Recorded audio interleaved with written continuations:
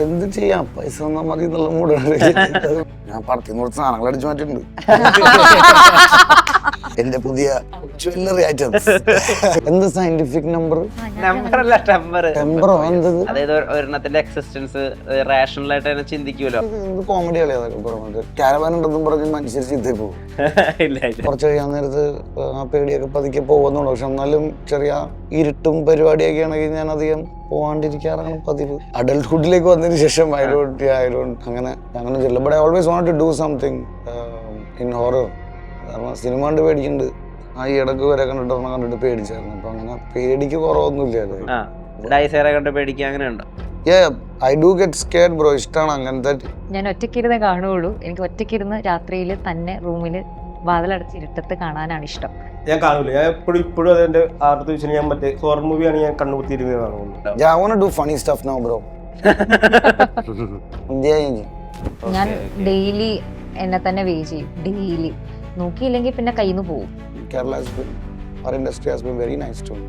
So, can't complain about that.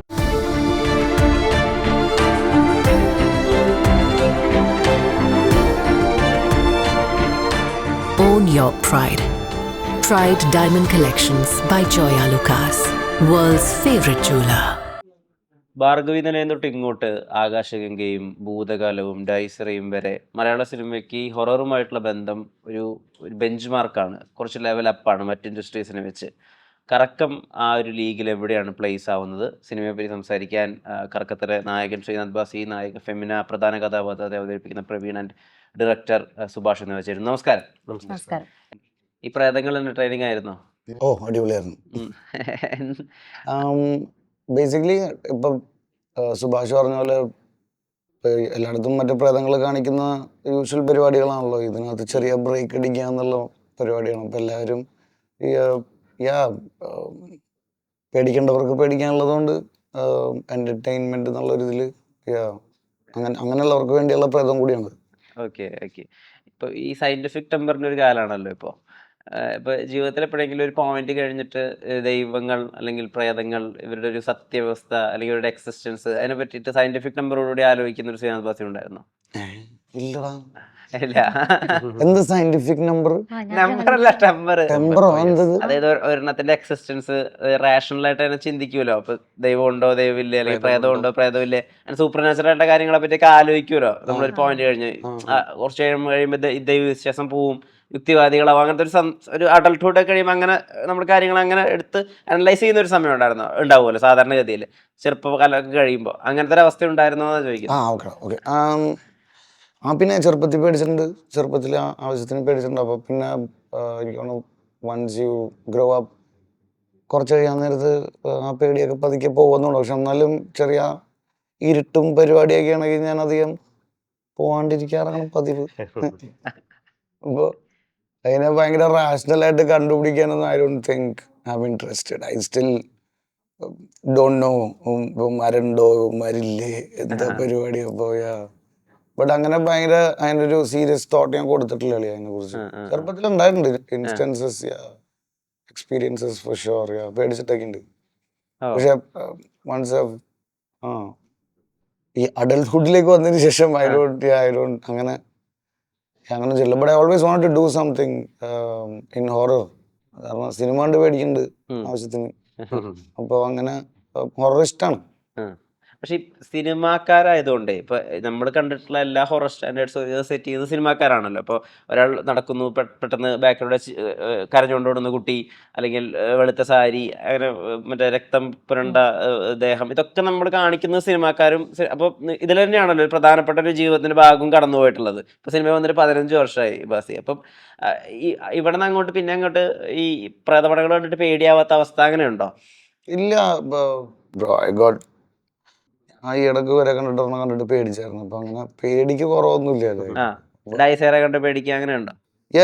I do get scared bro. ഇഷ്ടമാണ് അങ്ങനത്തെ. ഇപ്പൊ സിനിമയില് ഉപയോഗിക്കുന്ന ടെക്നിക്സ് അത്യാവശ്യം ലൈക്ക് ഹൗ യു സെഡ്, നമ്മുടെ ഇവിടെ ഇത്തിരി ബാർ ഹൈ ആണ്. ഇപ്പൊ പേടിപ്പിക്കാനുള്ള വകുപ്പുകൾ ആൾക്കാർ കാണിക്കുന്നുണ്ട് സിനിമയില്. I enjoy it bro. ഇപ്പൊ സിനിമയിൽ വന്നിട്ടേ ഇപ്പൊ ഇത് ഫേക്ക് ബ്ലഡ് ആണ്, അല്ലെങ്കിൽ ഇത് ഇന്ന ഡ്യൂപ്പാണ് ചെയ്യുന്നത്, ഇത് ഫ്ലഷ് അല്ല, ഇത് കുറച്ച് എക്യുപ്മെന്റ്സും ഇതൊക്കെ വെച്ച് ക്രിയേറ്റ് ചെയ്യുന്നതാണ്, അതൊക്കെ നമുക്ക് മനസ്സിലാവുമല്ലോ. അത് മനസ്സിലായിട്ടും ഹൊറർ സിനിമകൾ ആസ്വദിക്കാൻ പറ്റാറുണ്ടോ? ഓ തീർച്ചയായിട്ടും. ഞാൻ ഹൊറർ പടത്തിന്റെ ഒരു ഹ്യൂജ് ഫാനാണ്. ഓ എനിക്ക് പേടിക്കാൻ ഭയങ്കര ഇഷ്ടമാണ്. ഞാൻ പേടിക്കുകയും ചെയ്യും. ഞാൻ ഒറ്റയ്ക്കിരുന്നേ കാണുകയുള്ളൂ. എനിക്ക് ഒറ്റയ്ക്കിരുന്ന് രാത്രിയിൽ തന്നെ റൂമിൽ വാതിലടച്ച് ഇരുട്ടത്ത് കാണാനാണ് ഇഷ്ടം ഹൊറർ പടം. എന്നിട്ട് ഞാൻ പിടിക്കും.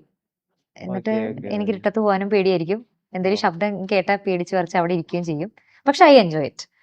ഇപ്പോ ലാസ്റ്റ് ആയിട്ട് I have seen this movie Veronica, Netflix. അത് ട്രൂ സ്റ്റോറിയും കൂടെ ആണെന്ന് അറിഞ്ഞപ്പോ എന്റെ സീൻ പടം എന്ന് വെച്ചാൽ ഇറ്റ്സ് ബിക്കോസ് അത്രയും ഞാൻ ഇത് പറയുന്നത് ട്രൂ ആയതുകൊണ്ടാട്ടോ. ലൈക്ക് അത് റിയലൈസ് ചെയ്ത് കഴിഞ്ഞപ്പോൾ ശരിക്കും ഞാൻ പേടിച്ചിട്ടുണ്ട്. ഇപ്പൊ കോൺജറിങ്ങിന്റെ ഒക്കെ ഭയങ്കര ഫാനായിരുന്നു ഞാൻ.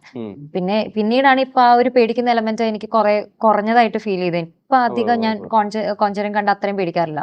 പക്ഷെ ഓ യെസ് എക്സാക്ട്ലി. പക്ഷെ ഞാൻ എൻജോയ് ചെയ്യുന്ന ഒരു ജോണർ ആണ്. ഇപ്പൊ എന്നോട് ഇപ്പൊ ഒരാൾ വന്നിട്ട് വേറെ ഏതെങ്കിലും ജോണറിനെ പറ്റി പറഞ്ഞു കഴിഞ്ഞാൽ ചിലപ്പോൾ ഞാൻ ആ പടം ചിലപ്പോൾ നാളെയോ അല്ലെങ്കിൽ ചിലപ്പോൾ എനിക്ക് സമയം കിട്ടുമ്പോഴായിരിക്കും കാണുക. ഇപ്പൊ എന്നോട് ഒരു നല്ലൊരു പടം ഹൊററാണ്, അടിപൊളിയാണെന്ന് പറഞ്ഞു കഴിഞ്ഞാൽ ഞാൻ ചിലപ്പോൾ ഇത് കഴിഞ്ഞ ഒട്ടനെ അത് കാണാൻ പോകുന്നതായിരിക്കും. അത്രയും എഫേർട്ട് ഇട്ട് ഹൊറർ പടം കാണാൻ ശ്രമിക്കുന്ന ഒരു വ്യക്തിയാണ് ഞാൻ. ഹൊററിനോട് എങ്ങനെയാ പ്രിയം? ഹൊററിനോട് ഭയങ്കര യോജിപ്പില്ലാത്ത ആളാണ്. എനിക്ക് ഭയങ്കര പേടിയുള്ളതാണ്. സ്ക്രീനിലും സ്ക്രീനിലും അല്ലാണ്ട് മറ്റേ ആർട്ട് വർക്കുകൾ അങ്ങനത്തെ ഒക്കെ ബന്ധപ്പെട്ട രീതിയിൽ ഹൊറർ കാണുമ്പോൾ ഭയങ്കര പേടിയുള്ളതാണ്. അല്ലാണ്ട് റിയൽ ലൈഫിലാണെങ്കിൽ കുഴപ്പമില്ല, നമുക്ക് അത്ര പ്രശ്നം തോന്നിയിട്ടില്ല. ഇല്ലല്ലോ. ഇല്ലല്ലോ. ബാക്കി സിനിമയിലൊക്കെ അതിന്റെ ഒരു ബിൽഡപ്പ്, മറ്റേ മ്യൂസിക്, പിന്നെ ജംപ് കട്ട് പരിപാടി സാധനങ്ങൾ അങ്ങനെയൊക്കെ വരുമ്പോഴേക്കും നമുക്കൊരു ഞാൻ കാണില്ല. ഞാൻ ഇപ്പോഴും അതെന്റെ ആദ്യത്തെ വെച്ചാൽ ഞാൻ മറ്റേ ഹൊറർ മൂവിയാണ് ഞാൻ കണ്ണുകുത്തിയിരുന്നേ കാണുള്ളൂ. ഇതേപോലെ കോഞ്ചുറിങ്ങിന്റെ ഒക്കെ ഫസ്റ്റ് ഇറങ്ങിയ സമയത്ത് എന്റെ ഫ്രണ്ട്സ് ആയിട്ടൊക്കെ പോകുന്ന സമയത്ത് ഞാൻ ഫുൾ ടൈം കണ്ണുകുത്തി ഇങ്ങനെ കണ്ണടച്ചെന്നെ ഇരുന്ന് എനിക്ക് ഭയങ്കര പേടിയാണ് സ്ക്രീനിൽ കാണുന്ന സമയത്ത്. കറക്റ്റ് നമ്മൾ കാണുന്ന സമയത്ത് ഈ ഡാൻസും മ്യൂസിക്കും വളരെയധികം ഇൻവോൾവ് ആണ്. ഈ പ്രേതങ്ങളെ കൊണ്ട് ഡാൻസ് ചെയ്യിപ്പിക്കാം, അല്ലെങ്കിൽ അങ്ങനെ എന്റർടൈനിങ് ആയിട്ടുള്ള പ്രേതങ്ങളെ കൊണ്ട് കഥ മുന്നോട്ട് കൊണ്ടുപോകാം. ഈ ഐഡിയ അത് എവിടുന്ന ഇൻസ്പിറേഷൻ? എന്റെ നമ്മളിപ്പോ ഇപ്പൊ മൈക്കിൾ ജാക്സന്റെ ത്രില്ലർ എന്ന ആൽബം ഒക്കെ അങ്ങനെയൊക്കെ നമ്മളിത് കാണുമ്പോൾ നമുക്കും അതേപോലത്തെ ഒരു സബ്ജക്ട് സിനിമയെ നമുക്ക് അതൊക്കെ കഥയുടെ രൂപേണ പറഞ്ഞു പോയ ആൽബംസ് ആണ്. അതൊക്കെ നമുക്ക് കൃത്യമായിട്ട് പറയാൻ വിഷയം പൊളിറ്റിക്സ് ഉണ്ട്, അതേപോലെ തന്നെ പറയാൻ കഥയുണ്ട്. നമ്മൾ ഒരു സിനിമ ചെയ്യുമ്പോൾ ഇങ്ങനെ ഒരു ഡാൻസിങ് ഗോസ്റ്റിനെ അങ്ങനെ ഒരു പാറ്റേൺ നമ്മൾ ആദ്യം തന്നെ ചിന്തിച്ചതാണ്. കാരണം ഒരു നോർമൽ ഇവിടെയുള്ള സിനിമ ഹൊറർ പടങ്ങളെ ടെംപ്ലേറ്റ് മാറ്റിയിട്ട് വലിയ വേറൊരു സംഭവം ഉണ്ടാക്കുക എന്നുള്ളതല്ല. കാരണം ഹൊറർ പടങ്ങളിലേക്ക് ടെംപ്ലേറ്റ് ഏകദേശം ഒരു സെയിം പാറ്റേണിൽ വന്ന് നിൽക്കുന്നതാണ്. അപ്പൊ നമുക്ക് അതിന്റെ മേക്കിങ്ങിൽ എങ്ങനെ അതിനെ ഡിഫറെന്റ് ആക്കാം എന്നുള്ള ഒരു പരിപാടി കൊണ്ടുവന്നപ്പോൾ നമ്മൾ ആ കഥയിലുണ്ടായിരുന്ന കഥാപാത്രങ്ങൾ ഡാൻസേഴ്സ് ആയിരുന്നു എന്നുള്ളതും, അത് ആ ഡാൻസേഴ്സ് നമ്മൾ ആ കാലത്തിൽ മരണപ്പെട്ടു പോകുന്നതും അവരുടെ പ്രേതങ്ങൾ ഈ പറഞ്ഞ 80കളിൽ മരണപ്പെട്ടു പോയവരുടെ പ്രേതങ്ങൾ അതെ 2026 തിരിച്ചെത്തുമ്പോൾ അവർ കാണുന്ന കാഴ്ചകളൊക്കെയാണ് നമ്മൾ സിനിമയിലിടും. കാരണം 80ൽ മരിച്ചു പോയവരും 2026 ഉണ്ടാവുന്ന ഈ അൾട്ടിമേറ്റ്ലി ഒരു ബൂം ചേഞ്ച് നമ്മൾ എങ്ങനെയാണ് അവര് ഇവിടെ ഈ ലോകത്തെ പ്രേതങ്ങളായവരാണെങ്കിലും കാണുക എന്നത് അത് തന്നെയായിരിക്കും സിനിമ നമ്മൾ പറയാവുന്ന ഒരു ക്യൂരിയോസിക് ആയിട്ടുള്ള ഒരു എലമെന്റ്. ഞാൻ മ്യൂസിക് ആയിട്ട് റിലേറ്റ് ചെയ്ത ആളുകളുടെ അടുത്ത് മൈക്കിൾ ഇറങ്ങിയ സമയത്ത് മൈക്കിൾ ജാക്സന്റെ ഒരു കാര്യം ചോദിച്ചു. അപ്പൊ ഞാൻ ഈ അടുത്തൊരു ഇന്റർവ്യൂ കണ്ടപ്പോൾ ചിമ്പു ആദ്യമായിട്ട് ജീവിതത്തിൽ നിരാശ കൊണ്ട് കുടിക്കാൻ തുടങ്ങിയത് മൈക്കിൾ ജാക്സൺ മരിച്ച അന്നാണ് ആൾ ആദ്യമായിട്ട് ഒരു ആൽക്കഹോൾ എടുത്ത് കഴിക്കുന്നത്, ആ വിഷമം മറക്കാനും ഉറങ്ങാനും വേണ്ടിയിട്ട്. ഹഷാം അബ്ദുൽ വഹാബിനോട് ഞാൻ ചോദിച്ച സമയത്ത് ആൾ പറഞ്ഞ ആൾ ഒരു 1-2 ദിവസം നിർത്താതെ കരഞ്ഞുകൊണ്ടിരിക്കുകയാണ്. ഈ പാട്ടുകളും കരയും. സോ മൈക്കിൾ ജാക്സൺ എത്രമാത്രം ഇൻഫ്ലുവൻസ് ചെയ്തിട്ടുണ്ട്, ഇമ്പാക്ട് ചെയ്തിട്ടുണ്ട് ശ്രീനാഥ് ബാസിയെ? ചെറുപ്പത്തില് ഫുൾ പുള്ളിയുടെ പരിപാടിയായിരുന്നു ചെറുപ്പം പോലെ. അപ്പോൾ ഐ ഡോണ്ട് തിങ്ക് ദെയർസ് എനിബഡി പുള്ളിയുടെ ഒരു എന്താ പറയാ his music was that powerful I feel like. അപ്പോൾ yeah bro, definitely inspired by Michael Jackson. ഈ 3 വാക്ക് പഠിക്കാൻ വേണ്ടി കഷ്ടപ്പെട്ട ശ്രീനാഥ് ബാസി ഉണ്ടായിരുന്നു. പിന്നെ അത് ആ പടത്തിൽ ഞാൻ കഷ്ടപ്പെടുന്നുണ്ടല്ലോ. So yeah man, like it's always an inspiration. So Michael കണ്ടിരുന്നോ തിയേറ്ററിൽ പോയിട്ട്? No bro, I haven't seen the movie yet. പക്ഷെ ഞാൻ വാഴ 2 കണ്ടു. So I'm getting there. എങ്ങനെയുണ്ട് ഇപ്പൊ ഒരു സമയത്ത് ഇപ്പൊ ന്യൂ ജനറേഷൻ അല്ലെങ്കിൽ പുതിയ നടന്മാർ അല്ലെങ്കിൽ അപ്കമിങ് ടാലൻസ് അങ്ങനെയൊക്കെ പറഞ്ഞിരുന്നത് ഷഹബാസി ടീമിനെയായിരുന്നു, ആ സെറ്റിൽ ഹണീബി ടീമിനായിരുന്നു. എന്നാൽ ഇപ്പൊ അത് പറയുന്നത് ഹാഷറിനെയും സന്ദീപിനെയും നസലിനെയും They're amazing, bro. സാഗറിനെ, ആ പുതിയ ലോട്ടിനെ കാണുമ്പോൾ എന്താ ഫീൽ എനിക്ക് ഭയങ്കര ഇഷ്ടമാണ്. കോമഡിയാണ്, ഒരു രക്ഷയിലാവുമാര്. ഹിലേറിയസ് ബ്രോ, അടിപൊളി. Super happy for them. Entertain ചെയ്യാൻ അറിയുന്ന ആളുകളാണ്. റീൽസിലൂടെയൊക്കെയാണ് വന്നെങ്കിൽ സിനിമയെ കാണുമ്പോൾ നമ്മൾ ഇതുവരെ കാണാത്ത എന്തോ ഒരു പരിപാടി ഇവര് ചെയ്യുന്നുള്ള ഫീൽ ഉണ്ട്. അതിന് എനിക്ക് ഭയങ്കര നാച്ചുറൽ ആണ്, ഭയങ്കര രക്ഷയില്ല, അടിപൊളിയാണ്. അങ്ങനെയുണ്ടോ ഷഹബാസിക്ക് ഇങ്ങനെ വയലന്റ് ആയ ഒരു കാര്യം സ്ക്രീനിൽ കാണാൻ താല്പര്യമില്ല, പക്ഷെ ചെയ്യുന്നതിൽ കുഴപ്പമില്ല, വയലന്റ് ആയ ഒരു ക്യാരക്ടറിനെ ചെയ്യുന്നതിൽ കുഴപ്പമില്ല, അത് സ്ക്രീനിൽ കാണാൻ ബുദ്ധിമുട്ടാണ്, അങ്ങനെ അവസ്ഥയുണ്ടോ? എന്ത് ചെയ്യാം, പൈസ തന്നാൽ മതി എന്നുള്ള മൂടാണ്. അതിപ്പോ അങ്ങനെ ലൈക്ക് ഐ ഫീൽ ലൈക്ക് ഇപ്പൊ റിയൽ ലൈഫിൽ ഒരു രീതിയിലുള്ള വയലൻസോ ഒച്ചപ്പാടും ബഹളോ ഇല്ലാണ്ട് സമാധാനമായിട്ട് ജീവിക്കുന്ന ഒരു ആളാണ് ഞാൻ. അങ്ങനെ ജീവിക്കാനാണ് ആഗ്രഹിക്കുന്നത്. ബാക്കിയുള്ള ആക്ഷനൊക്കെ സിനിമ പോരാളിയാണ്. We should get paid for it, അത്രേ ഉള്ളൂ. ബാക്കിയുള്ള കോമഡികൾക്കൊക്കെ I feel like I should get paid for it. അത്രയ്ക്ക് എനർജി അതും ദേഷ്യവും അതും ഇതെല്ലാം ചെയ്യണമെങ്കിൽ സിനിമ ചെയ്യണമെന്നല്ല. ജീവിതത്തിലില്ലാത്ത ജീവിതം ഇങ്ങനെ സമാനമൊക്കെ ആയിട്ട് ചായ, കടി, വീട്ടിലെ ഭക്ഷണം, സംഗീതം, സമാധാനം. ഞാൻ ഈ പൊങ്കാലയുടെ ഒരു ഫുൾ ലെങ്ത് ഫൈറ്റ് സീക്വൻസ് ഇങ്ങനെ റീലിൽ ഇങ്ങനെ കണ്ടുകൊണ്ടിരിക്കുകയായിരുന്നു ഇൻസ്റ്റയിൽ. അപ്പോൾ ഞാൻ പണ്ട് ഇന്ത്യൻ എക്സ്പ്രസിന് ഷഹബാസ് കൊടുത്തൊരു ഇന്റർവ്യൂ ഉണ്ട്, പണ്ടത്തെ കേട്ടോ, അതായത് ഡാത്തടിയ ടൈമിൽ. അപ്പോൾ ആ ടൈമിൽ ഇങ്ങനെ ചോദിക്കുന്നുണ്ട്, അനുസരണയുള്ള കുട്ടിയായിരുന്നോ കോളേജിൽ എന്ന്. പറഞ്ഞു, ഞാൻ വളരെ അനുസരണയുള്ള കുട്ടിയായിരുന്നു. ഞാൻ ഷൂട്ടിങ്ങിന് പോയിട്ട് എൻ്റെ താടി മുടി വളർന്നിട്ട് എൻ്റെ പ്രൊഫസർ എനിക്ക് ട്രിമ്മർ തന്നിട്ടുണ്ട്, അത് പഠിച്ചു കളയാൻ വേണ്ടി. ഞാൻ സ്പോട്ടിൽ അത് പഠിച്ചു കളഞ്ഞിട്ടുണ്ട് എന്ന് പറഞ്ഞിട്ടുണ്ട്. എന്നെ തന്നിട്ടുണ്ട്, റേസർ തന്നിട്ട് പിറ്റോന്ന് പറഞ്ഞു പോയി ക്ലീൻ ചെയ്ത് വന്നത്. ഒരു ഗോട്ടി ഉണ്ടായിരുന്നു എനിക്ക്. ഇത് ബാൻഡ് പരിപാടിയൊക്കെ ആയിട്ട് പോകുമായിരുന്നു കോളേജിൽ. അപ്പോൾ അതിന് പോയിട്ട് തിരിച്ചു വരുമ്പോൾ ഇത്തിരി ചെറിയ എന്തെങ്കിലുമൊക്കെ ഇങ്ങനെ വെച്ചിട്ട് പോകണം. അപ്പോൾ കമ്മൻ ഞാൻ ചിന്മയ വിദ്യാപീഠിലാണ് പഠിച്ചത്. അവിടെ അപ്പോൾ വി ഹാവ് യൂണിഫോംസ് ആൻഡ് രാവിലെ 7:30 ഒന്ന് ഹരിയോം ഒക്കെ പറഞ്ഞ് ഭയങ്കര ടിപ്പ് ടോപ്പാണ്. അപ്പോൾ ചെറിയ റോക്കൊക്കെ കഴിഞ്ഞ് തിരിച്ചു തന്നെയായിരുന്നു ഫുള്ളും. നമ്മൾ ഇവിടെ വേണം പോയി ഷേവ് ചെയ്തിട്ടോടാന്ന്. ഈ സമാധാനപ്രിയനാവുക ജീവിതത്തില് എന്നാ അപ്പുറത്തേക്ക് സ്ക്രീനിൽ പോകുമ്പോ, പ്രത്യേകിച്ച് ഈ ആഫ്റ്റർ പോസ്റ്റ് കപ്പയുടെ കുറെ ഈ mass കഥാപാത്രങ്ങളുണ്ടല്ലോ. Yeah, I want to do funny stuff now, bro. അങ്ങനല്ല. Yeah, but I miss doing funny roles. You know? So this was fun. Okay. ഇത് രസമായിരുന്നു. ഈ എപ്പോ തിരിച്ചു വരും ഈ ഹണീബിലത്തെ ഒരു സോൺ എപ്പോ ഹിറ്റ് ആവും? I don't know. I'd like to do something wild like that. എവിടെയെങ്കിലും പോകണം, മരക്കെട്ട് എവിടെയെങ്കിലും പോയിട്ട് എന്തെങ്കിലും ഷൂട്ട് ചെയ്തിട്ട് വരണം. അപ്പൊ ആ സാധനം കിട്ടും. Have something in mind. നോക്കട്ടെ, അറിയില്ല. നമ്മുടെ പിള്ളേരൊക്കെ വിളിച്ചുകൊണ്ടോ എന്തെങ്കിലുമൊക്കെ ചെയ്യണ്ടോ, ഇറ്റ് വിൽ ബി ഫണി. കാരണം ഹണീബിയുടെ ഇതായിരുന്നു. നമ്മള് ആ സമയത്ത് ജീൻ തിരിച്ചു വന്നോളൂ അമേരിക്കയിൽ നിന്ന്. Lalan also helped with the script and everything and all of us were there. നമ്മളെല്ലാവരും പിള്ളേര്. എനിക്കിപ്പോഴും ഓർമ്മയുണ്ട്, പണിപാളി റിലീസ് ചെയ്തിട്ട്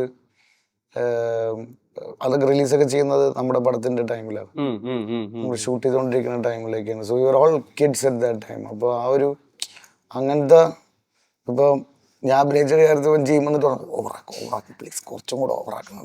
ശരി. മറ്റേ ആ വയറിന് സുഖമില്ലാത്ത സീനൊക്കെ അവൻ പിന്നെയും വന്ന് പണ്ട് ഓവറാക്കും. സോ എനിക്ക് വേറെ എക്സ്പീരിയൻസ് ആയിരുന്നു ആ പടം ശരിക്കും. അപ്പോൾ അത് ആ സമയത്ത് എനിക്ക് മനസ്സിലായിട്ടില്ല. പിന്നെയാണ്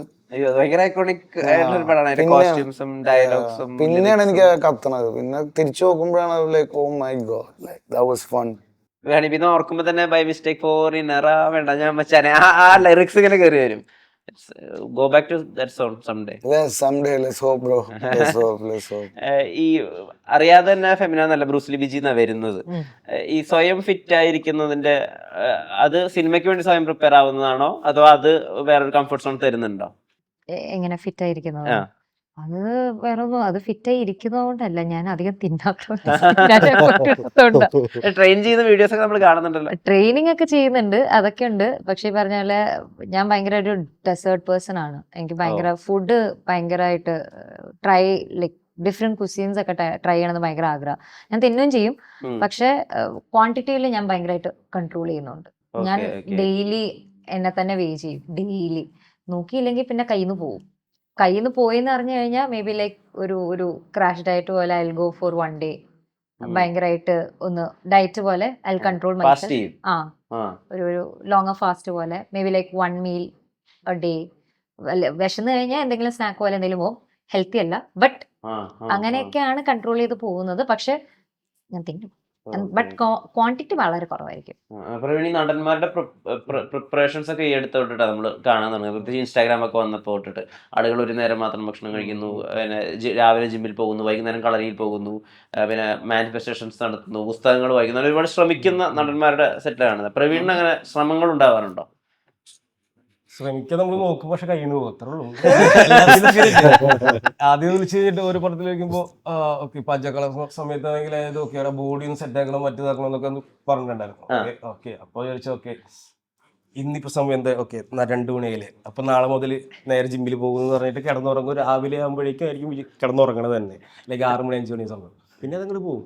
എല്ലാം നമ്മൾ മനസ്സുകൊണ്ട് ആഗ്രഹിക്കുന്നുണ്ടാവും. ലൈക്ക് എല്ലാ ക്യാരക്ടേഴ്സും ചിലപ്പോൾ അതും നമുക്ക് ഡിമാൻഡ് ചെയ്യുന്നുണ്ടാവില്ല. പക്ഷെ ചില ക്യാരക്ടർ നമ്മൾ ഡിമാൻഡ് ചെയ്യുന്നുണ്ടാവും. അപ്പൊ നമ്മൾ കുറച്ച് പണിയെടുക്കുന്നത് നല്ലതായിരിക്കും. കാരണം അങ്ങനെ പണിയെടുത്തു കഴിഞ്ഞാൽ നമുക്ക് ആ സമയത്ത് നമുക്ക് അവിടെ കൊടുക്കുന്നതിലും ലൈക്ക് ആ ഒരു സീൻ ചെയ്യുന്ന സമയത്തോ ലൈക്ക് ആ ഒരു ക്യാരക്ടറിനെ കുറച്ചും കൂടി കൂടുതൽ നന്നായിട്ട് എടുക്കാൻ പറ്റുന്നുണ്ടോ. അല്ലെങ്കിൽ നമുക്ക് ആ ഒരു എന്താ പറയാ ഒരു ഭംഗി കിട്ടില്ല, നമുക്ക് തന്നെ ഒരു തൃപ്തി കിട്ടിണ്ടാവില്ല. അപ്പൊ നമുക്കിപ്പോ ഞാൻ കുറച്ച് ഓവർ വെയിറ്റ് ആയിട്ടുള്ള സമയത്ത് ഞാൻ ഇരിക്കുന്ന പൊസിഷനും മറ്റേ രീതി നടക്കുന്ന രീതിയും എല്ലാത്തിനും വേറെ വ്യത്യാസം ഉണ്ടാവില്ല. ആ ലെവലിലുള്ള കാര്യങ്ങളും പോകും. അത് നമ്മൾ മറ്റേ അഭിനയിക്കാൻ നോക്കുന്ന പോലെ ഇപ്പൊ അറിഞ്ഞുകൊണ്ട് ചെയ്യുന്ന സമയം അത് കുറച്ച് ബോറാവും. അതുകൊണ്ട് പക്ഷേ ഇതുവരെ എനിക്ക് അങ്ങനത്തെ ഒരു ക്യാരക്ടറോ അങ്ങനത്തെ സാധനങ്ങൾ വന്നിട്ടില്ല. പക്ഷെ ട്രൈ ചെയ്യാൻ താല്പര്യമുണ്ടല്ലോ. ബസ് ഇപ്പൊ ഈയിടെയായിട്ട് കുറെ ഇന്റർവ്യൂകളിലൊക്കെ എടുത്ത് നോക്കുമ്പോൾ പണത്തെ പറ്റിയിട്ട് ഭയങ്കരമായിട്ട് വോക്കലായി സംസാരിക്കുന്നുണ്ട്. പൈസ കിട്ടണം, പൈസ കിട്ടുന്ന സിനിമകൾ വേണം ചെയ്യാൻ വേണ്ടിയിട്ട്. എന്താ ഇപ്പൊ തന്നെ പൈസ തന്നാൽ നെഗറ്റീവും പോസിറ്റീവും എന്ത് വേണമെങ്കിൽ ചെയ്യാം, അങ്ങനെ സംസാരിക്കുന്നുണ്ടായിരുന്നു. ഏത് പോയിന്റ് തൊട്ടിട്ട് ഈ പൈസ എന്നുള്ള കാര്യത്തിൽ കുറച്ച് കൺസേൺ? ചെറുപ്പം മുതലേ. പക്ഷെ നമ്മൾ മനസ്സിലാക്കിയിട്ടുള്ള ഒരു ഭാഷ എങ്ങനെയാന്ന് വെച്ചാൽ കൂട്ടുകാരെ വിളിച്ചു കഴിഞ്ഞാൽ പോയി പടം ചെയ്യുന്ന അല്ലെങ്കിൽ അതാ ഞാൻ ചോദിക്കുന്നത്. അതിപ്പോഴും അങ്ങനെ ആര് വിളിച്ചാലും പോയി ചെയ്യും. അവിടെ പൈസ ഒരു മാറ്റർ അല്ല. പൈസ is never A matter bro. പൈസ എന്ന് വെച്ചാൽ അതൊരു ഫിഗർ ഓഫ് സ്പീച്ച് പോലെ പറയണമെന്ന് വെച്ചാൽ സിനിമയ്ക്ക് വേണ്ടിയാണെങ്കിൽ നീ നേരത്തെ പറഞ്ഞ ഒരു ഇമോഷൻസ് ഒക്കെ നമുക്ക് പുറത്തെടുക്കാം, നമുക്ക് അത്ര സ്ട്രെയിൻ ഒക്കെ ഇട്ടൊരു സാധനമൊക്കെ ചെയ്യാം. അതൊക്കെ ചെയ്യണമെങ്കിൽ പൈസ വേണമെന്ന് മനസ്സിലായി. ക്യാമറയുടെ മുമ്പിൽ ചെയ്യണതിലാണ് അതിൽ കാര്യമുള്ളൂ. അല്ലെങ്കിൽ വെറുതെ വേസ്റ്റഡ് എനർജിയാണ്. അതാണ് ഞാൻ ഉദ്ദേശിച്ചത്. അല്ലെങ്കിൽ ഇപ്പൊ എനിക്ക് തോന്നുന്നു നിങ്ങൾ നല്ലൊരു ജോലി, നിങ്ങളുടെ ജോലി നിങ്ങൾ കറക്റ്റ് ആയിട്ട് ചെയ്ത് കഴിഞ്ഞാൽ I guess you will get paid decently, and I've always been paid well by God's grace. And Kerala has been, our industry has been very nice to me, so I can't complain about that. അപ്പൊ അതൊരു figure of സ്പീച്ചിന്റെ പരിപാടിയായിട്ട് പറയണം. അല്ലാണ്ട് ഇപ്പൊ പെട്ടെന്ന് ഇപ്പൊ നമുക്കൊരിക്കലും അങ്ങനത്തെ ഒരു I don't think any actor can take that decision. കാരണം അടുത്ത പടത്തിന് നമ്മുടെ എല്ലാ ഡിസിഷൻ മേക്കിനും വീണ്ടും ക്വസ്റ്റ്യൻ ചെയ്യുന്ന രീതിയിലായിരിക്കും സിറ്റുവേഷൻ വരാൻ പോണം. അപ്പൊ നമ്മള് വീണ്ടും ഓക്കെ ഞാൻ ഇങ്ങനെ ചെയ്യുള്ളൂ അപ്പൊ തന്നെ പൊട്ടുവത് അടുത്ത പടം വരുമ്പോ തന്നെ, എസ്പെഷ്യലി ഈ ബിസിനസ്സിൽ. അപ്പൊ അങ്ങനെയൊന്നും ചിന്തിക്കാൻ പറ്റില്ലല്ലോ. പൈസ is an important thing and sometimes it's not that important. അതപ്പോ അത് ഏത് കറക്റ്റ് ആയിട്ട് ചൂസ് ചെയ്യുന്നുള്ളൂ. ഇതിനകത്ത് ഈ ആക്ടിങ് പ്രൊഫഷനായിട്ട് തിരഞ്ഞെടുത്താൽ തൊട്ട് നമുക്കൊരു റിസ്ക് ഉണ്ടല്ലോ. നമുക്ക് കാരണം ഈ റോളുകൾ നമ്മളിലേക്കാണല്ലോ വരേണ്ടത്, അല്ലെങ്കിൽ നമ്മൾ പോയി ആളുകളെ മീറ്റ് ചെയ്യുക, സിനിമകൾ സംഘടിപ്പിക്കുക എന്നുള്ള ഒരു അവസ്ഥയാണല്ലോ. ഇതിന് വേണ്ടിയിട്ട് നമ്മൾ മെന്റലി എത്രമാത്രം ഓക്കെ ആയിരിക്കണം? നമ്മുടെ മെന്റൽ ഹെൽത്ത് ഏത് അവസ്ഥയിലായിരിക്കണം? സ്ട്രൈറ്റ് കട്ട് മതി. അതാണ് മെന്റൽ സ്റ്റേറ്റ് അല്ലേ ചോദിച്ചേ. വർക്ക് ഇല്ലാത്ത അവസ്ഥ എന്ന് പറയുമ്പോ ഇതാണ് ഈ പറഞ്ഞ പോലെ. സങ്കടപ്പെട്ടിട്ടുണ്ട്? യെസ്, തീർച്ചയായിട്ടും. അതായത് ഇപ്പോ മിന്നൽ മുരളി കഴിഞ്ഞിട്ട് വർക്കുകൾ വരുന്നുണ്ടായിരുന്നു, ബട്ട് ഞാനൊന്നും കമ്മിറ്റ് ചെയ്യുന്നുണ്ടായിരുന്നില്ല. കാരണം എന്നെ സംബന്ധിച്ചിടത്തോളം എനിക്ക് ഇമ്മീഡിയറ്റ്ലി അല്ലെങ്കിൽ ഇഷ്ടം പോലെ കുറെ പടങ്ങൾ ചെയ്യുക എന്നായിരുന്നില്ല എൻ്റെ ഫോക്കസ്. ചെയ്യുമ്പോൾ ഒന്ന് കുറച്ചും കൂടെ കെയർഫുൾ ആയിട്ട് ചെയ്യണം എന്നുള്ളതായിരുന്നു. അപ്പൊ ആ ഒരു ഡിസിഷൻ മേക്കിങ്ങിന് ഒരു ഇച്ചിരി ടൈം എടുത്തു. അപ്പൊ ഒരു ഫിയറും അപ്പൊ ഒരു വിഷമവും ബുദ്ധിമുട്ടും ഉണ്ട്. ഈ പറഞ്ഞ പോലെ അപ്പോൾ ഞാൻ ഭയങ്കര ഓവർ തിങ്ക് ചെയ്ത് സ്ട്രെസ് അടിക്കുന്ന ഒരാളാണ്. അപ്പൊ ആ സമയത്തൊക്കെ ഞാൻ ഭയങ്കരമായിട്ട് സ്ട്രെസ് അടിച്ച് ഭയങ്കര ടെൻഷനായിരുന്നു എനിക്ക്. പക്ഷെ ഒരു പടം കമ്മിറ്റ് ചെയ്തിട്ട് നമ്മൾ അതിലേക്ക് വരുമ്പോൾ ഇറ്റ്സ് ലൈക്ക് വേറൊരു കംപ്ലീറ്റ്ലി ഡിഫറെന്റ് ആയ ഒരു മെന്റൽ രീതിയിലായിരിക്കും നമ്മൾ പോകുന്നത്. അപ്പം ഇപ്പൊ സംബന്ധിച്ച് like touch wood everything is going great. ഇപ്പോൾ കുറച്ച് നാളായിട്ട് അങ്ങനത്തെ സ്ട്രെസ്സും കാര്യങ്ങളും വന്നിട്ടില്ല. സോ സിനിമ കിട്ടാതിരിക്കുന്ന സമയത്ത് മനസമാധാനം ആയിട്ടിരിക്കാൻ വേണ്ടി പ്രവീൺ എന്താ ചെയ്യുന്നത്? അപ്പോഴാണ് കുറച്ച് സമാധാനത്തിന്റെ അല്ല എന്നെ സംബന്ധിച്ചോളം നേരെ ഓപ്പോസിറ്റ് സംഭവിച്ചിരിക്കുന്നത്. എപ്പോഴൊക്കെ സിനിമ വന്നിട്ടുണ്ടോ അപ്പോഴാണ് എനിക്ക് പണി കിട്ടിയിട്ടുള്ളത്. ലൈക്ക് ഒരു പടം ചെയ്യുമ്പോൾ നമുക്ക് കുറഞ്ഞ ഒരു 8 മാസം 7 മാസത്തിന്റെ അടുത്തുള്ള ഒരു വെയിറ്റിംഗ് ഇതുണ്ടാവും. ഇതിലാണെങ്കിൽ നമുക്ക് എനിക്ക് ഉണ്ടാവുന്ന വെച്ച് കഴിഞ്ഞാൽ മാക്സിമം ഏറ്റവും കൂടി പോയി ഒരു 30 ഡേയ്സിന്റെ ഷൂട്ട് വരും. ഇത് മൊത്തം ഈ ഒരു 8 മാസത്തിന്റെ ഇടയില്. അപ്പൊ ഇതിന്റെ ഇടയിൽ നമുക്ക് ലൈക്ക് ഇവിടുത്തെ കുറച്ച് മറ്റേ ഹൈറാർക്കി പരിപാടി മറ്റേ തേങ്ങ മാങ്ങ ഇതൊക്കെ ഉണ്ടല്ലോ, ഈ വക സാധനങ്ങൾ തന്നെയാണ് നമുക്ക് അവിടുന്ന് ഇവിടുന്ന് മറ്റേ ഈ ചൊറിച്ചിലും ഉണ്ടാവുക. അപ്പോ നമ്മൾ കയറി ചെറുതായിട്ടൊന്ന് പ്രതികരിക്കും. അപ്പൊ അവിടെ നിന്ന് റെസ്പോൺസ് ഒന്നും ഇല്ലെങ്കിൽ നമ്മൾ പിന്നെ കുറച്ചും കൂടി വലുതായിട്ട് പ്രതികരിക്കും. അപ്പൊ ഇതിന്റെ രീതിയിൽ അങ്ങോട്ടും ഇങ്ങോട്ടും ക്ലാഷുകൾ, പലകൾ, ഒച്ചപ്പാടുകൾ, ഇടികൾ അങ്ങനെയൊക്കെ എന്റെ സൈഡ് ഇപ്പോഴും അങ്ങനെ പോയിക്കൊണ്ടിരിക്കുന്നത്. ജോലിക്ക് പോകുമ്പോഴാണ് പ്രശ്നം. ജോലി ഇല്ലാത്തപ്പോ നമുക്ക് സമാധാനമാണ്. വേറെ ചിന്തിക്കുന്നുണ്ടല്ലോ. ലൈക്ക് അല്ലെങ്കിൽ നമ്മുടെ അടുത്ത് വന്നിട്ട് ഓക്കെ ഡയറക്ഷൻ ഡിപ്പാർട്ട്മെന്റ് എന്ന് പറയുന്നത് ആക്ടേഴ്സ് ഭയങ്കര ശോകമായിട്ടിരിക്കുന്നു ഒന്ന് പോയിട്ട് അവരുടെ സാധനം സെറ്റ് ചെയ്യുമ്പോൾ നമ്മൾ അവിടെ പോയിട്ടൊന്ന് അവരെ ഇതാക്കാൻ വേണ്ടി ഇരിക്കും. അപ്പോഴായിരിക്കും ഇരിക്കുമ്പോഴേക്കും ഇപ്പുറത്തെ സൈഡിൽ നിന്ന് പറയണം മറ്റേ മച്ചാണെങ്കിൽ ഇത് മറ്റാക്കി ഔട്ടായിട്ടിരിക്കുക എന്താ ചെയ്യേണ്ടതൊക്കെ പറഞ്ഞിട്ട് ഇവരുടെ അവിടുത്തെ കഥയുണ്ടാവും. സോ ബേസിക്കലി ഞാനിപ്പോൾ ഒരുമാതിരി മറ്റേ പോകുന്ന ഒരു അവസ്ഥാനത്ത് 3-4 സെറ്റുകൾ എൻ്റെ അവസ്ഥ എന്ന് വെച്ച് കഴിഞ്ഞാൽ ഈ ഒരു മറ്റേ നാരദന്റെ പരിപാടി പോലെയാ. ഇവിടുന്ന് അവിടെ പോകും, അവിടുന്ന് ഇവിടെ വരും, ഇവിടെ അങ്ങോട്ട് പോകും, അവിടുന്ന് അപ്പുറത്തേക്ക് പോകും. ലൈക്ക് ഈ ഒരു കേസ് ഒന്നുമില്ല. ഇപ്പൊ നമ്മൾ അത് കഴിഞ്ഞ് കഴിഞ്ഞാൽ നേരെ വീട്ടിൽ ഞാൻ മാത്രമേ ഉള്ളൂ. ഞാൻ എന്റെ കാര്യം നോക്കിയാൽ മതി, പിന്നെ എന്റെ ഫ്രണ്ടിൽ വരുന്ന ആൾക്കാരുടെ കാര്യം നോക്കിയാൽ മതി എന്നുള്ള അവസ്ഥ. സമാധാനം എനിക്ക് ഏറ്റവും കൂടുതൽ സിനിമ ഇല്ലാത്തപ്പോഴാണ്. വ്യത്യസ്തനായ മനുഷ്യനാണല്ലേ? വളരെ വ്യത്യസ്തനാണ്.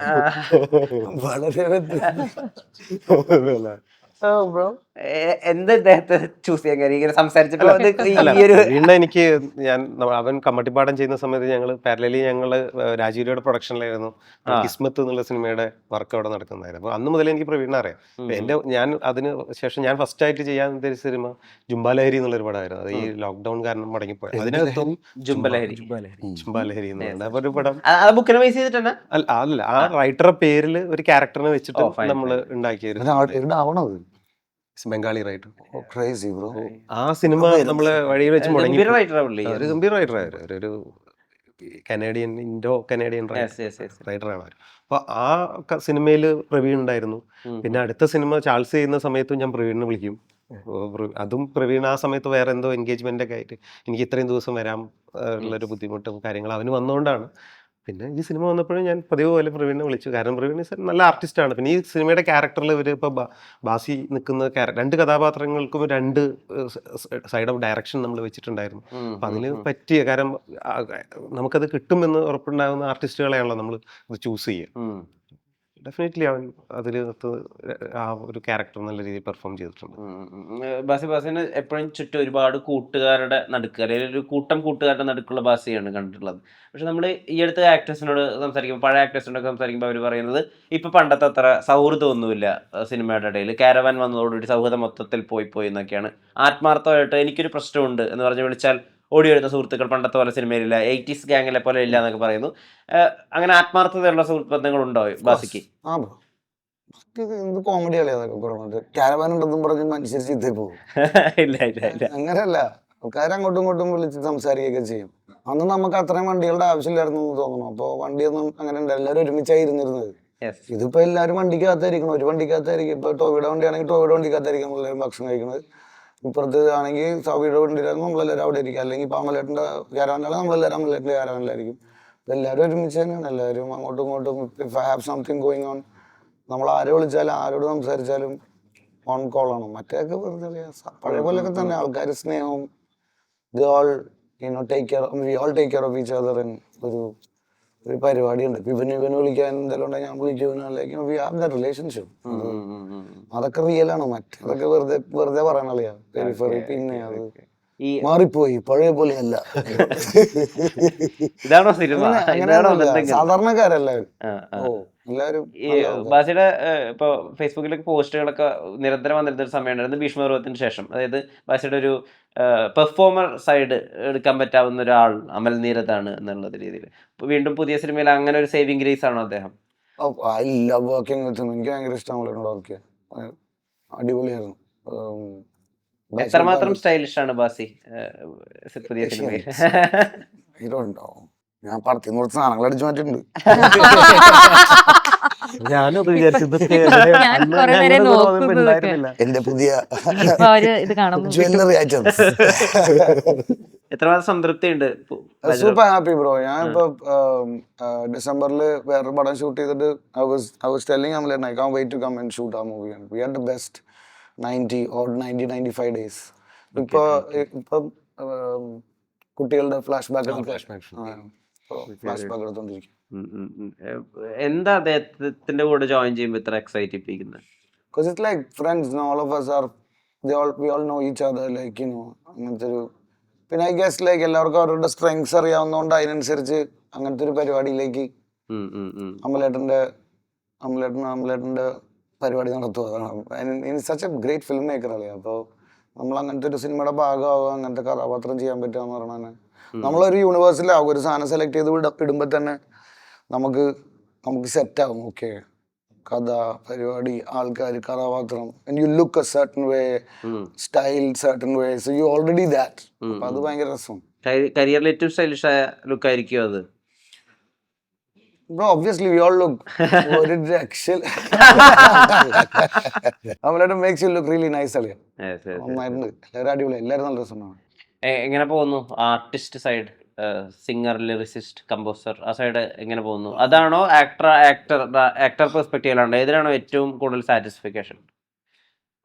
രണ്ടും ഞാൻ തന്നെ ചെയ്തതുകൊണ്ട് അങ്ങനെ ഡിഫറൻഷിയേറ്റ് ചെയ്യണ്ടെന്നുള്ളൊരു സീനിലാണ് ഞാൻ. ഇപ്പൊ ഞാൻ കാരവാനിലാണെങ്കിലും അവിടെ ഒരു പ്രൊഡ്യൂസർ ഉണ്ടാവും, ബീറ്റ് ഉണ്ടാക്കുന്നുണ്ടാവും, സെറ്റിൽ if I'm shooting also I may be making music. അപ്പോൾ അങ്ങനെ ഒരു ഡിവിഷനിലാണ്. I feel like it's part of me. അപ്പോൾ എൻ്റെ ജോലിയാണ് acting and film making. That's what I do.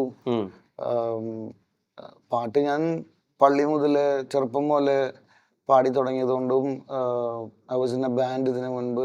അപ്പോൾ അതാണ് എനിക്ക് ആദ്യം കിട്ടിയ എക്സ്പോഷർ, ഒരു റോക്ക് ബാൻഡും അങ്ങനത്തെ പരിപാടികളൊക്കെ. അപ്പോൾ ഇപ്പോൾ I can because of these kids and all that എൻ്റെ ലേബിലും എനിക്ക് സ്വന്തമായിട്ടൊരു ലേബിളുണ്ട്. അപ്പോൾ ഇത്രയും പുതിയ ആർട്ടിസ്റ്റുകളും all these rappers and singers ഇവരുടെ കൂടെ വർക്ക് ചെയ്യുമ്പോൾ തന്നെ ഭയങ്കര ഗിവ് ആൻഡ് ടേക്ക് കളിയാണ്. കൂടെ നിന്ന് വെറുതെ ഫ്രീ സ്റ്റൈൽ ചെയ്യുമ്പോഴും എല്ലാവരും വെറുതെ പാട്ടുണ്ടാക്കണതൊക്കെ തന്നെ ഇസ് വെരി, എനിക്ക് ഭയങ്കര ഈ പുതിയ ലെവലിൽ വരുന്ന പാട്ടുകൾക്കൊക്കെ ഇപ്പൊ നടക്കുന്ന കാര്യങ്ങളോടും അല്ലെങ്കിൽ രാഷ്ട്രീയത്തിനോടൊക്കെ ഉള്ള എതിർപ്പും അല്ലെങ്കിൽ യോജിപ്പും ഒക്കെ ഇങ്ങനെ കാണിക്കുന്ന പോലത്തെ കുറെ റാപ്പ് പീസസ് ആണല്ലോ ഇപ്പൊ വരുന്നതൊക്കെ. ഇത് കംപ്ലീറ്റ്ലി ഓൺ തോട്ടാണോ അത് ഒരു കളക്റ്റീവിന്റെ ഭാഗമായിട്ട് വരുന്നതാണോ? അത് ബാസിക്ക് സമൂഹത്തിൽ ചില കാര്യങ്ങളോട് എതിർപ്പുണ്ട് അപ്പൊ അത് പറയുന്നതാണോ? അതൊരു കളക്റ്റീവിന്റെ ഐഡിയയുടെ ഭാഗമായി വരുന്നതാണോ? രണ്ടും ഉണ്ടല്ലേ. It's a culture thing. Hip ഹോപ്പിന്റെ ആ ഒരു എന്താ പറയാ കൾച്ചറിന്റെ ഭാഗമായിട്ടുള്ള കളക്റ്റീവ് കുറെ കോൺഷ്യസ് സാധനങ്ങളുണ്ട്. അത് എല്ലാവർക്കും മനസ്സിലാവുന്നതും അവരനുഭവിച്ചതും അവർ കണ്ടതും കേട്ടതും ഒക്കെയാണ്. ആർട്ടിസ്റ്റ് അവരുണ്ടാക്കാൻ നേരത്ത് ഇപ്പൊ ഞാൻ പറയാനാണെങ്കിൽ ഇപ്പൊ ഞാൻ പാട്ടുണ്ടാക്കിയിട്ട് നീ കേൾക്കുകയാണെങ്കിൽ നീയാണ് ആർട്ടിസ്റ്റ്, കേൾക്കണ ആർട്ടിസ്റ്റ്. കാരണം നീയാണത് മനസ്സിലാക്കണത്. You give it meaning. ഞാൻ എഴുതിയായിരിക്കില്ല ചിലപ്പോൾ അളിയന് ഉള്ളിൽ കത്തണം. അപ്പൊ അങ്ങനത്തെ ഒരു പരിപാടിയിലേക്ക് വരണതാണ് അതിന്റെ ഒരു സ്കീം അളിയാവും. ഫുൾ ടൈം റാപ്പറായിട്ട് എപ്പോഴെങ്കിലും റോൾ ആരെങ്കിലും ഓഫർ ചെയ്തിട്ടുണ്ടോ? Like Gully Boy? Full time റാപ്പറാണ്. No, I mean, I'd love to do something with music, definitely. ഒരു മ്യൂസിക് മൂവി ഫോർ ഷുവർ അളിയാ എപ്പോഴെങ്കിലും. Especially with all these kids here. എല്ലാവരും അടിപൊളിയാണ്. ഒരു രക്ഷയില്ലാത്ത ടാലൻ്റാണ് എല്ലാവരുടെയും. അപ്പോൾ പിന്നെ പൊളിറ്റിക്കലി ഈ പറയുന്ന കളിയാ ഒരു artist. Go back to your last question. Politically മോട്ടിവേറ്റഡും പേഴ്സണൽ മോട്ടിവേഷനും ഇതൊക്കെ റിലേറ്റീവ് ആണ്. ഓരോരുത്തരുടെ ഇത് ഒരു എന്താ പറയാ, അല്ലാണ്ട് ഇങ്ങനെയാണ് ഹിപ്പ് ഹോപ്പ് അല്ലെങ്കിൽ ഇങ്ങനെയാണ് അങ്ങനത്തെ ഒരു സാധനം ഒന്നും ഇല്ല കേട്ടോ. ഇങ്ങനെയാണെന്ന് പറയുന്ന തിരുത്തലാണ് ഹിപ്പ് ഹോപ്പ് ശരിക്കും. Voice of the Dawn trodden അങ്ങനെയാണല്ലോ പറയാ. It's not just downtrodden also, bro. It's like very rich and happy. You know, എന്നുവെച്ചാൽ അത് കഷ്ടപ്പാട് മാത്രമല്ല എന്നുള്ളൊരു സാധനമാണല്ലേ മ്യൂസിക്. അതുകൊണ്ടാണ് പിള്ളേരെല്ലാരും പൊളിക്കുന്നത് ആക്ച്വലി. എല്ലാവരും they're all getting success because of that. സീൻ മാറി ഇപ്പൊ സിനിമാ പാട്ടുകളല്ല, എല്ലാവരും ഇപ്പൊ അലങ്കൃത ഒക്കെ അല്ല എല്ലാവരും പ്ലേ ചെയ്യുകയും കേൾക്കുകയൊക്കെ ചെയ്യുന്നത്. സീൻ മാറി. ആൻഡ് കറക്കം ആ വിധത്തിൽ എന്താ പറയുക, പുതിയ കാലം അല്ലെങ്കിൽ പുതിയ കാലത്ത് എപ്പോഴും മലയാള സിനിമ ഭയത്തിന് വേറെ വേറെ നറേഷൻസ് കൊടുത്തിട്ടുണ്ട്. കറക്കം അങ്ങനെ എന്റർടൈനിങ് ആയ ഒരു സോണാണ് ഹിറ്റ് ചെയ്യുന്നതെന്നാണ് മനസ്സിലാവുന്നത്. അത് ആളുകളിലേക്ക് എത്തട്ടെ, സിനിമ സംസാരിക്കപ്പെടട്ടെ. ആൻഡ് വലിയ വിജയമാവട്ടെ. നല്ലവരുടെ നേരത്തിന് ഒരുപാട് നന്ദി. നമസ്കാരം. Thank you.